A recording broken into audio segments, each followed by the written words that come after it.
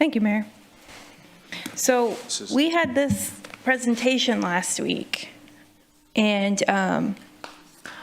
it was a really great presentation. I commended the whole team because it was, I thought, very linear representation of the work that's been done thus far. It was a great collection of our projects, the efforts of the department, of our city manager, of, everything we've worked on. And in this graph, it identifies with an orange and a yellow mark eastern well supplies and western well supplies, both belonging to the Nueces River wells. It demonstrates that those western wells are online as of this summer, presently, which we continue to watch, and even in our update that we received, as you noted, on Friday,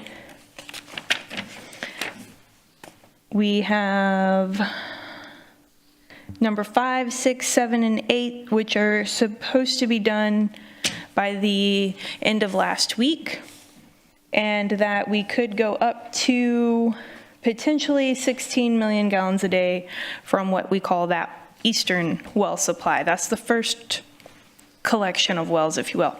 So according to this supply, or this chart that we reviewed last week, and the water supply update that's in our packets for today, we're already receiving that first portion of water in our water supply. Now, on this image in front of us, in October of 2025, which is in 6 weeks, maybe less than that, we are anticipating the yellow line starts, that western well supply. So Drew, on the far right in the blue boxes, you explain that there's two definitions of all of these wells, a phase 1 and a phase 2.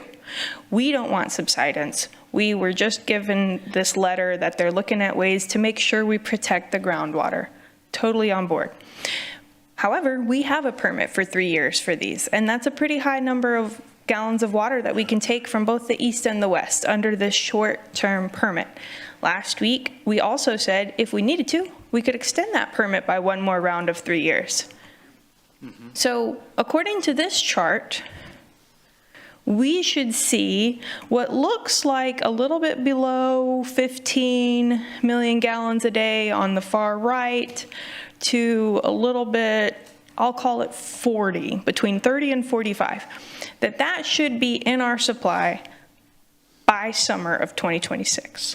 That's going off of phase 1. That's that high volume but short amount of time. So fast forward on this chart.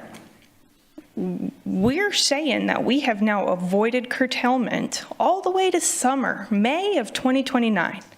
I'm saying this really clear because I know we have commercial customers, I know we have industry members that are in the audience here today, and I want to send that message that we are working hard because we're going to avoid curtailment and we are going to supply water. So according to this chart, we all agreed upon it. We all commended it. We've already pushed that curtailment.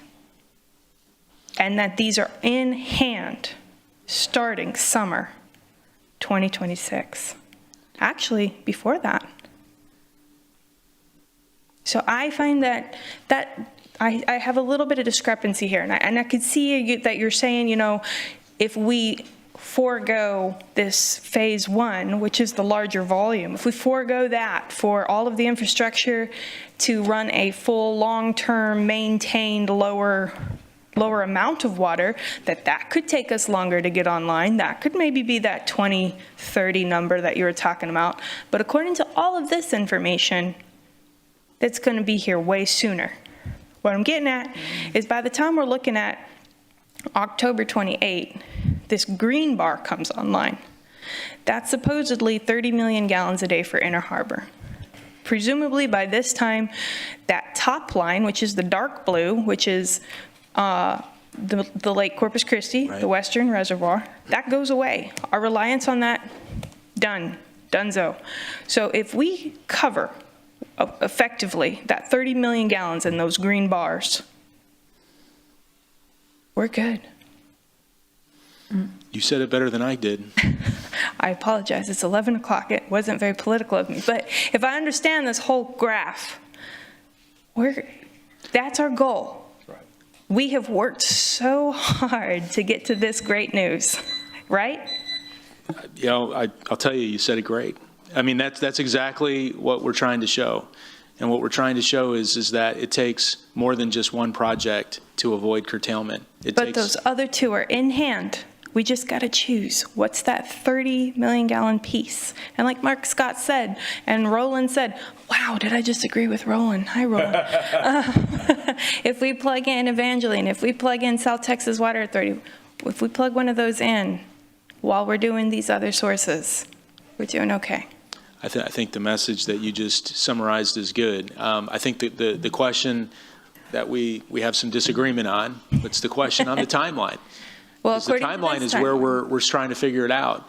And I think one of the things that we've said is that we do the best we can with trying to speculate.